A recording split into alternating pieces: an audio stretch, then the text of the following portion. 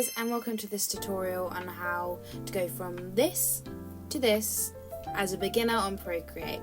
I'm going to be showing you how to render and my process. Okay, so to start off, I like to have a nice eye-catching line art. To do this, I make lines thicker and thinner in certain areas to show some contrast, especially in the crevices like I'm doing here, to show some shadow and like really make it pop, you know? I just find when my line art is bolder, it enhances the final piece at the end. Don't feel any pressure to do this on your own art if it doesn't follow your style. The rendering method I am going to show you doesn't even require line art, but this is just what I like to do as an outline because I like my steps, but feel free to do whatever you like.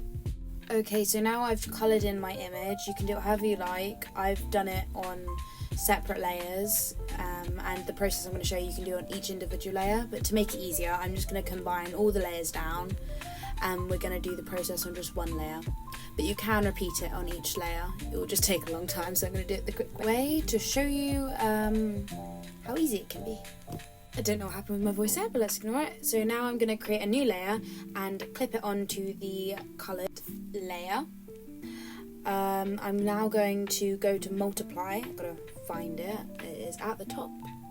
Yeah, at the top. Multiply, and I'm going to set it down to about 60-ish%. You might want to change it based on what happens next, but I'm going to pick a purple colour. Yeah, I'm picking a purple colour. You can pick any colour you like depending on the shading you want to do, but today I'm going to do purple.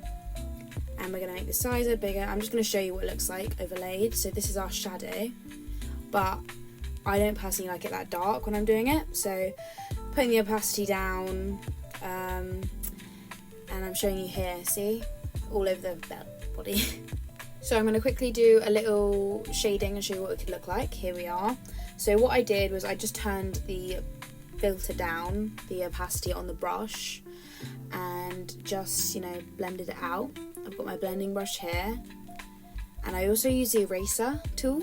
I turn the opacity down, the eraser tool, and I just layer and layer over it. I find it looks cooler than the smudge tool, but each to their own. You can shade this however you like, but that is how I do the shadow over the top. And you see here I'm just cutting it down with the eraser tool to kind of blend it out to make it look more, you know, shaded and blended.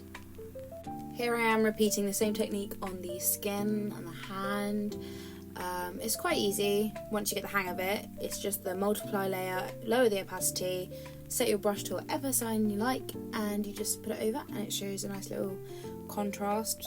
As you can see, I have done this on the rest of the body of the character in this speed up, and this is just the rest of the shadow, which can be done off camera. This is the final piece for the shadow portion of the rendering, and I'm now going to show you how to do the lighting. For the lighting part of this video, we're going to clip another layer underneath the shadows, it must be underneath, and we're going to fill it with black, and then we're going to go to colour dodge, yep, right there, and we're going to keep the opacity all the way maxed, okay? So we're going to go to the colours, and we're going to pick a yellowish orangey colour. Obviously you can do any colour you want. It will have different effects, but we're going to turn the size up, and you can see here that it shines brighter than it usually would. I'm going to try to go for a more yellow, but here you can see me testing out different kinds of colours and what it would show onto the image. But for this tutorial, I think I am going to use the yellow, which I'm going to do now. Yeah, and so it's not so bright, I turn the opacity down on the brush and the size, and I just layer it on. As the light comes on, it's like it's flooding the screen. So I'm going to start with the skin. As you can see, it's a lot of trial and error with the opacity of the brush and the size. It's more you just figure it out, whatever you feel fits. But what I like to do is I like to just put the highlights down, and then I like to smudge it around. Sorry. It does look a bit weird, like before you blend it all out, but you got to trust the process. And see what I'm doing here is just layering and layering on. It's kind of like makeup in a way, which I really like this step because I feel like I'm applying highlighter to all my characters, and I eventually blend it out. But this process can be a little bit tedious, so I'm just going to speed up the rest of this. As you can see, I'm just blending it out. I'm not keeping the harshness of the light just to give it a more soft effect. Okay, so now the foundation for the lighting and the shadows are down, you can switch in between the two layers and blend both into each other, which I like to do just to make it look more soft and natural-esque. But this is what I'm doing here. I'm just blending around the sides of the shadow to seam into the light, and then I go back to the light and do the same. You can do this as many times as you like, but that is what I'm going to be doing with the rest of the skin part, and I'm going to cut forward to the skin once I've finished it. So this is me after I finish the skin. While it does look subtle, it does have a big impact once you've done the lighting on everything else, which I'm going to show you in 3, 2, 1. Here we are. I've done the lighting for everything else and also the shadowing. I've gone back to the 2 layers and just refined it a bit more. This time can take as long as you like, and really spend your time on this because it does make a difference to your work.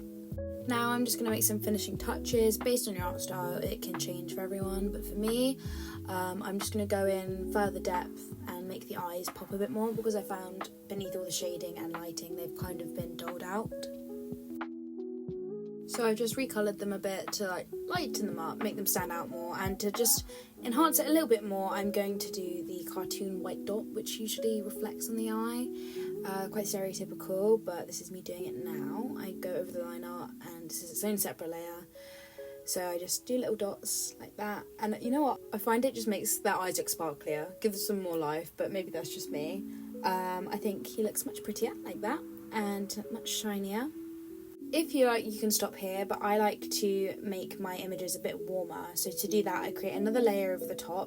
This time I don't clip it, so it just goes across the whole file, and I go to a nice peachy, reddish kind of colour, and I fill the layer, and I go straight to colour burn, is near the top, and I lower the opacity to whatever kind of daylight situation I'm going to. This is kind of gives me sunset, and I just really like it.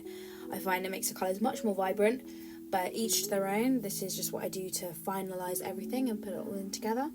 And here you are. That was my quick and easy way to render for beginners. I find it's got a lot of establishing pillars that you can just build off to and make your own, really. But these are just the main foundations that I use to render my characters.